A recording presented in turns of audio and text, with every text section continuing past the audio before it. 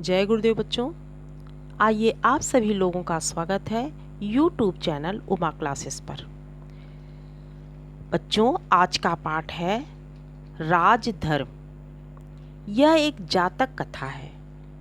जातक कथा कहते हैं ये महात्मा बुद्ध से पूर्व जन्मों की कथा है। महात्मा बुद्ध के पूर्व जन्मों की कथा है और जिन्हें जातक कथाएं कहते हैं। जातक कथाएं विश्व की प्राचीनतम कहानियों में सम्मिलित है, जिसमें लगभग 600 कहानियां संग्रह की गई हैं।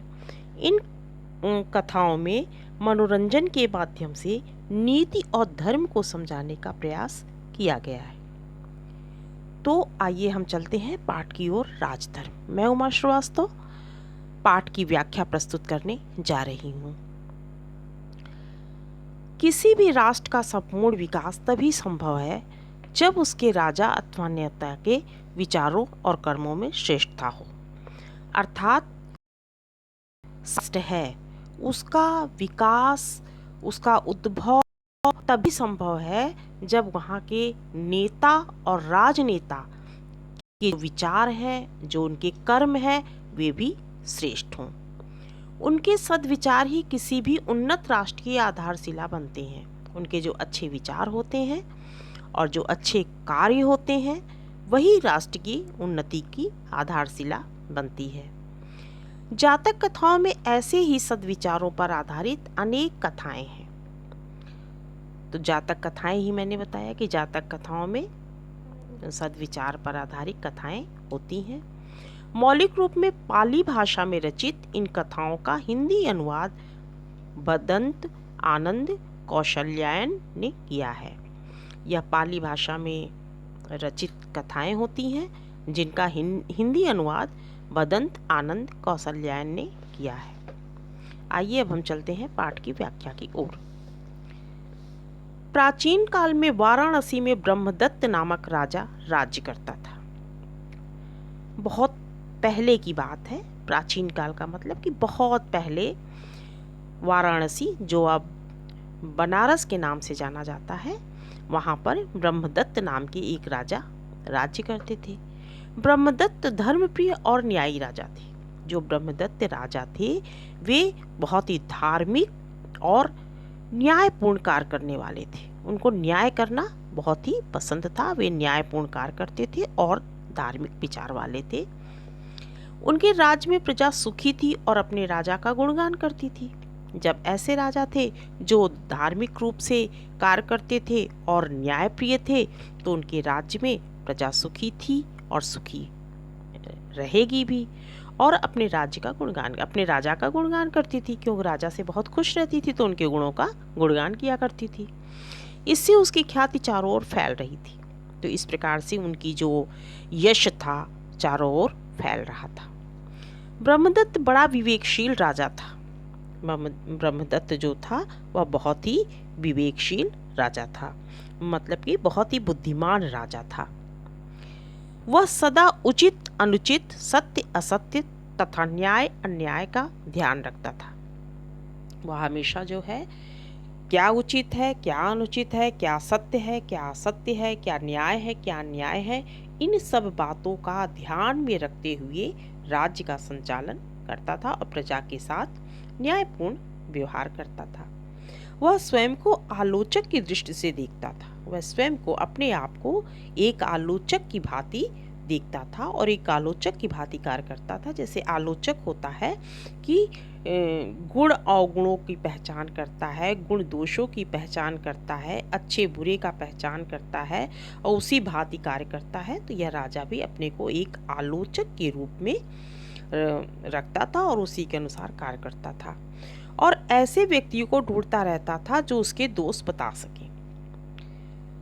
और ऐसे व्यक्तियों की वो खोज में रहता था कि उनमें क्या दोष है, उस राजा में क्या दोष है, यह उसको बता सके। क्योंकि राजा भी चाहता था कि हमें यह पता चले कि हमारे अंदर क्या दोष है, तो हम उसको दूर कर सकें और अपने प्रजा का भली भांति पालन कर सकें। प्रशंसा करने वाले झूठे सच्चे लोग तो बहुत मिल जाते हैं, परंतु सही आलोचक कोई नहीं मिलता। अब ये तो मानी सी बात है कि प्रशंसा करने वाले जो होते हैं, जो झूठी तारीफ़ करते हैं, जिनको चापलूस कहते हैं, जो लोग चापलूसी करते हैं वे झूठी तारीफ़ करते हैं और पीठ पीछे बुराइयां भी करते हैं, तो ऐसे लोग तो बहुत मिल जाते हैं। लेकिन जो सही आलोचक होता है, जो वास्तविक गुण और दोष को बता सके, ऐसे आलोचक बहुत ही कम मिलते हैं। राजा इसी बात को ध्यान में रखकर वेश बदलकर पूरे जनपद में घूमता फिरा, परंतु उसे चारों ओर अपने गुण ही सुनने को मिले। तो राजा यह चाहता था कि हमारा दोस्त कोई हमें बताए और गुण भी बताए, जिससे हमें अच्छी तरह से ये मालूम हो कि मेरे अंदर क्या गुण है और क्या दोष है, तो हम उसी के अनुसार अपने दोषों को दूर कर सकें। तो इसलिए वह पूरी राज्य में अपने घूमता रहता था कि शायद कोई ऐसा मिल जाए जो हमें हमारे सही गुण और दोष को बता सके। लेकिन उसने क्या देखा कि चारों ओर उसका गुणगान ही हो रहा था, कोई उसका दोष कोई बता ही नहीं रहा था, सब लोग उसके गुणों का ही गान कर रहे थे। इसी धुन में घूमते घूमते ब्रह्मदत्त अपने राज्य के सीमावर्ती प्रदेश में आ गया। तो इस प्रकार से वह राजा घूमते घूमते अपने देश की सीमा, मतलब जहाँ तक उसके देश की सीमा थी वहाँ तक आ गया। घने जंगलों और पर्वतों की तराई में उसे एक रमणीय आश्रम दिखा। तो वहाँ पर बहुत घना जंगल था और बहुत ऊंचे ऊंचे पहाड़ थे। तो उन जंगल और पहाड़ों के बीच में उसे एक बहुत ही सुंदर, रमणीय मतलब बहुत ही सुंदर, बहुत ही प्यारा आश्रम दिखा, जहाँ का वातावरण बहुत ही सुंदर था, बहुत ही अच्छा था। राजा थका मांदा तो था ही, भूख से भी व्याकुल था। अब चलते चलते घूमते घूमते राजा थक गया था और उसे भूख भी लग गई थी। विश्राम करने की दृष्टि से भी वह सुरम्य स्थान ब्रह्मदत्त को अच्छा लगा। तो राजा बहुत ज़्यादा थक गया था, भूख से भी व्याकुल था, भूख से भी परेशान थी। तो वह जो सुरम्य स्थान था, अर्थात बहुत ही सुंदर स्थान जो था, वह राजा को आराम करने के लिए भी बहुत ही उचित जान पड़ा कि यह स्थान बहुत अच्छा है और मैं यहाँ पर थोड़ा सा आराम कर सकूं। उस आश्रम तो ब्रह्मदत्त को वह स्थान बहुत ही सुंदर, जो प्यारा सा स्थान था, उनको विश्राम करने की दृष्टि से भी बहुत अच्छा लगा। उन्होंने सोचा कि यह बहुत ही अच्छा स्थान है और यहाँ पर हम थोड़ा विश्राम कर लें। उस आश्रम में एक नवयुवक ऋषियों की भांति तपस्या में लीन था। अब राजा वहाँ पर क्या देखता है कि उस आश्रम में एक युवा व्यक्ति ऋषियों की भांति तपस्या में लीन था, तपस्या कर रहा था, उसमें तपस्या में मग्न था। राजा ने श्रद्धा पूर्वक उसे प्रणाम किया। राजा ने बहुत ही श्रद्धा के साथ उसे प्रणाम किया और चुपचाप एक ओर बैठ गया। कुछ ही देर में वह नवयुवक उठा, राजा को देख प्रणाम किया और संबोधित करते हुए कहा। थोड़ी देर बाद वह नवयुवक अपनी तपस्या से उठता है और राजा को देखता है, तो उनको प्रणाम करता है और उनसे कुछ कहता है। क्या कहता है? अतिथि, हाथ मुंह धोकर कुछ क्षण विश्राम करें। अतिथि कहते हैं मेहमान को। तो उनके आश्रम में वो राजा ही अतिथि थे। तो उनको देखकर कहता है कि हे अतिथि, आप हाथ मुंह धोकर कुछ देर के लिए आराम कर लीजिए। आप शीतल जल ग्रहण करें अर्थात और ठंडा पानी पिए। मैं अभी थोड़ी देर में आता हूँ। राजा को जल से भरा लोटा पकड़ाकर वह वहाँ से चला गया। राजा को एक पानी से भरा हुआ लोटा देता है और वहाँ से चला जाता है। नवयुवक जंगल से कंदमूल और फल इकट्ठे करके लाता था। वह नवयुवक जो था, जो ऋषि था, वह जंगल से कंदमूल मतलब फल फूल और जो वहाँ के फल होते हैं जिनको कंद कहते हैं, ऐसे फल लाकर इकट्ठे करके लाता था। आजकल यही उसका भोजन था और यही वह भोजन करता था। वह अन्न नहीं खाता था, यही फल फूलों को खाया करता था। आज वह पके गोंदे लाया था। आज उन फलों के साथ वह पके हुए गोंदे लाया था। गोंदे कहते हैं बरगद के फल को। तो आज वह बरगद के जो पका हुआ फल था उसको लेकर आया था। गोंदे मधु के समान मीठे और शक्तिवर्धक थे। वो जो बरगद के फल थे वह इतने मीठे थे जैसे शहद होता है और बहुत ही शक्तिवर्धक, अर्थात उसको खाने से शरीर में शक्ति का विकास भी होता था। थोड़ी ही देर में नवयुवक पके गोंदे धोकर ले आया। राजा ने वे गोंदे खाए और जल पिया। राजा ने वे गोंदे को खाया और पानी पिया। तृप्त होकर राजा ने कहा, क्या बात है, ये छोटे छोटे फल बड़े ही मीठे और स्वादिष्ट हैं। अब राजा उन फलों को खाकर बहुत ही संतुष्ट हो गया।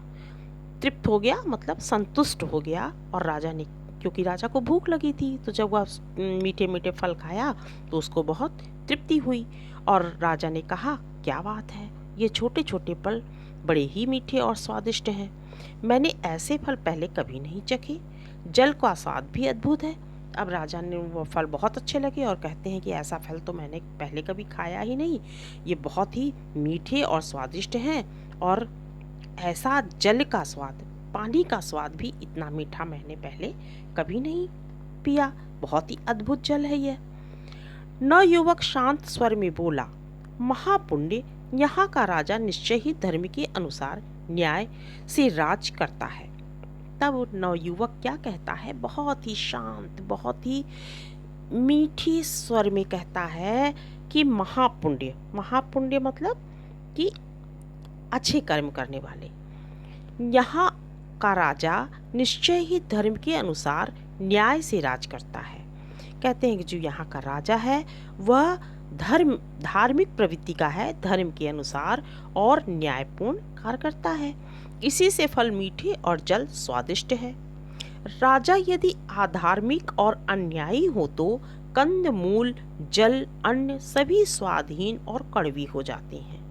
यदि राजा अधार्मिक हो जाए, धर्म के अनुसार कार्य ना करे, और अन्यायी हो जाए, न्याय के अनुसार कार्य ना करे, तो उसका जो असर होता है वह वहाँ की जलवायु, अन्न और कंद मूल, फल आदि सभी पर उसका प्रभाव पड़ता है और वे सभी स्वादहीन और कड़वे हो जाते हैं।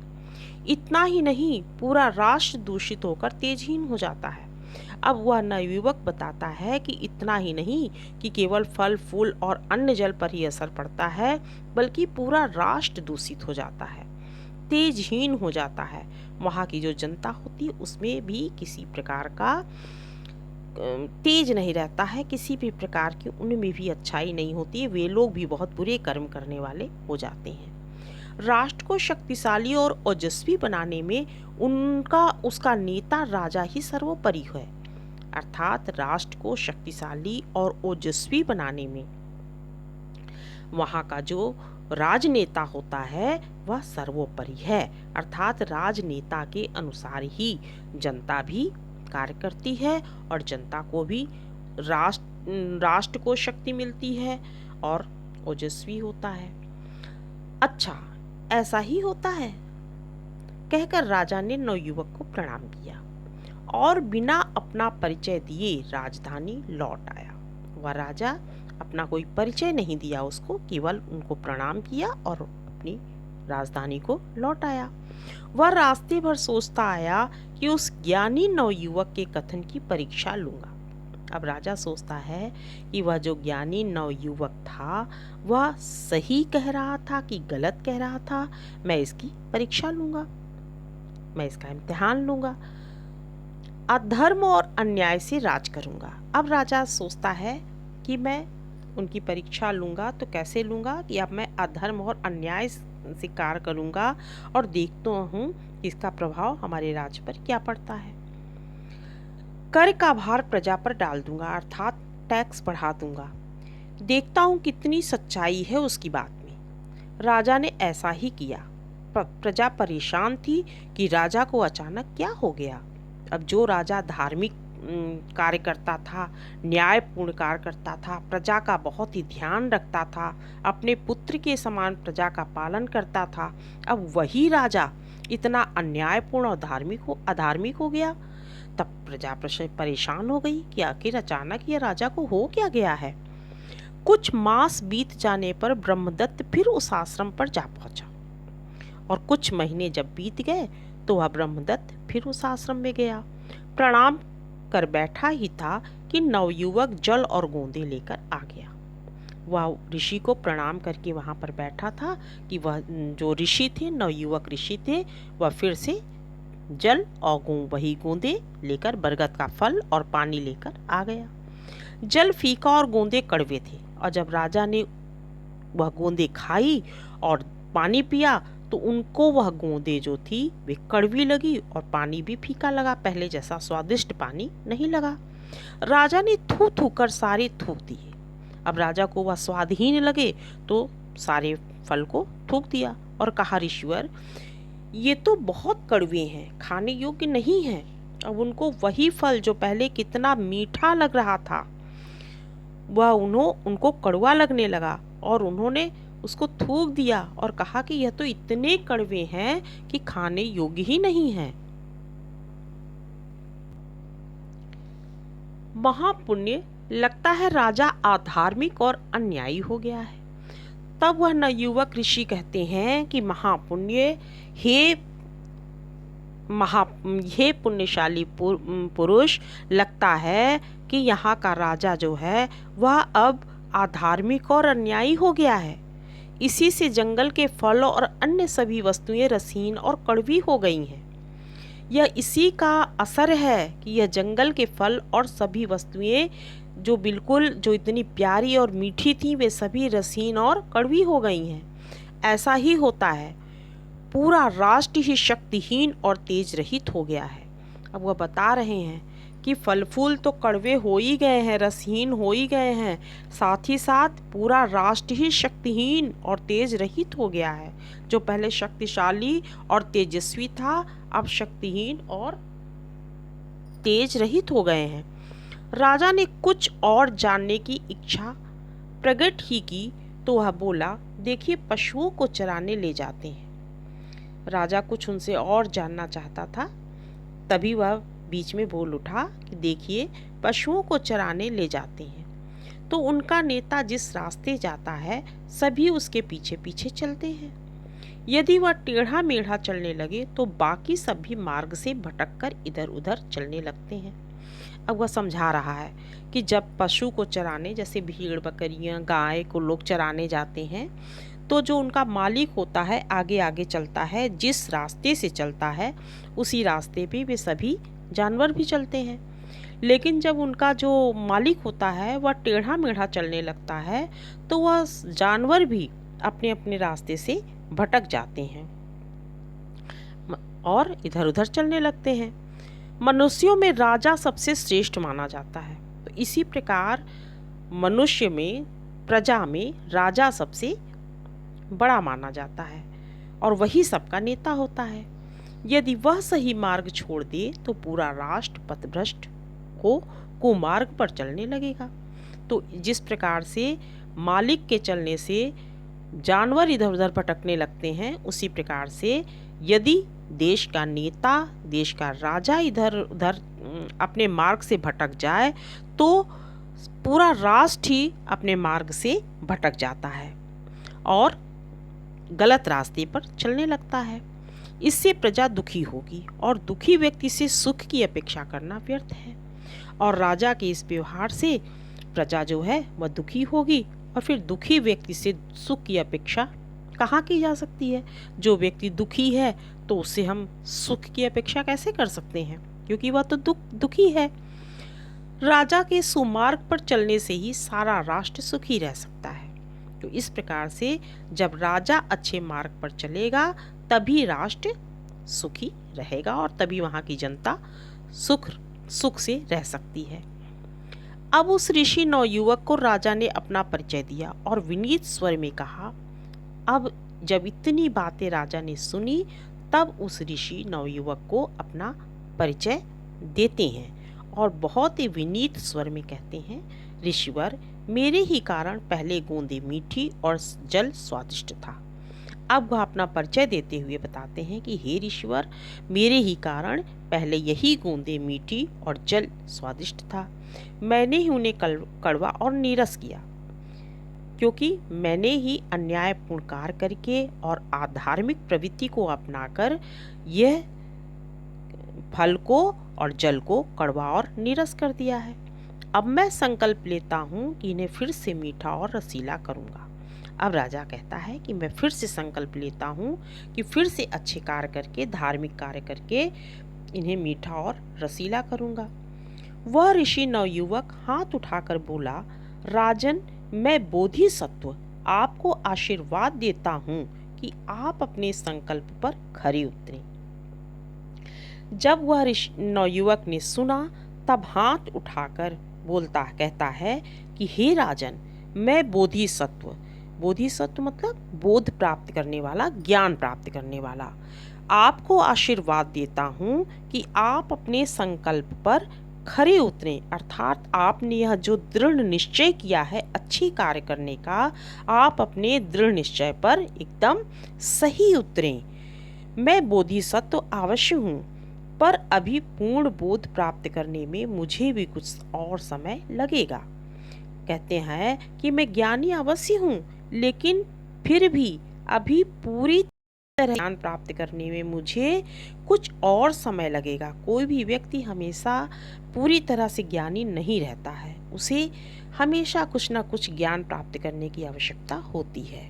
इसीलिए यह ऋषि भी कहते हैं कि मैं ज्ञानी अवश्य हूँ, लेकिन पूरी तरह से ज्ञानी नहीं हूँ, अभी पूर्ण ज्ञान करने में मुझे समय लगेगा। बोधिसत्व को प्रणाम कर ब्रह्मदत्त वाराणसी लौट आया। तब वह राजा जो है ब्रह्मदत्त बोधिसत्व को प्रणाम करके और अपने नगर वाराणसी को लौट आता है। वह धर्म और न्याय से राजकाज चलाने लगा। वह राजा जो था फिर से न्यायपूर्वक कार्य करने लगा और धार्मिक रूप से कार्य करने लगा और न्यायपूर्ण प्रजा का पालन करने लगा। राज्य फिर से धन धान्य से भरपूर हो गया। फिर से उसी प्रकार उसका जो राज्य था धन धान्य से भर गया और प्रजा राजा का गुणगान करने लगी और फिर से प्रजा सुखी हो गई और राजा का गुणगान करने लगी। तो बच्चों, इस प्रकार से थी यह बोधिसत्व की कथा, जिसका शीर्षक है राजधर्म। तो इस प्रकार से आप लोगों को बताया गया कि राजधर्म, राजा का धर्म क्या होता है। राजा का धर्म होता है अपनी प्रजा का पालन करना और धार्मिक रूप से कार्य करना, न्यायपूर्ण अपनी प्रजा का पालन करना। जिस प्रकार से राजा कार्य करता है उसी प्रकार से उसकी प्रजा भी होती है और राजा के कार्यों का असर उसकी प्रजा पर, उसके राष्ट्र पर, वहाँ की वनस्पतियों पर, सभी कुछ पर उसका असर पड़ता है। यदि राजा अच्छा होता है, न्यायी होता है, धार्मिक होता है, तो वहाँ का राष्ट्र भी अच्छा होता है और वहाँ की प्रजा भी अच्छी होती है, न्यायपूर्ण कार्य करने वाली होती है, सत्य का पालन करती है। और यदि राजा अन्यायी हो जाता है तो वहाँ की प्रजा भी अन्यायी हो जाती है, यहाँ तक कि पूरे राष्ट्र पे उसका असर पड़ता है, राष्ट्र तेजहीन हो जाता है और वहाँ की वनस्पतियाँ, जल, सभी कुछ प्रभावित हो जाती हैं। तो ये था पाठ आपका राजधर्म। आशा है आप लोगों को यह पाठ समझ में आया होगा। अब तो आइए हम देखते हैं कि इस पाठ से हमें किस जीवन मूल्यों और जीवन कौशल की शिक्षा मिलती है। तो सबसे पहले देखिए, कर्तव्यनिष्ठ क्या होना चाहिए? कर्तव्यनिष्ठ होना चाहिए, अर्थात अपने कार्यों में हमें बहुत ही निष्ठा होनी चाहिए, निष्ठापूर्वक कार्य करना चाहिए। विवेक, लगन, परिश्रम, राष्ट्र सेवा का भाव और समानतावादी दृष्टिकोण की शिक्षा इस पाठ से मिलती है। तो ये था पाठ। आशा है आप लोगों को समझ में आया होगा और आप लोग को जहाँ पर कठिनाई होती है आप कमेंट बॉक्स में लिख के मुझसे पूछ सकते हैं। जय गुरुदेव, धन्यवाद।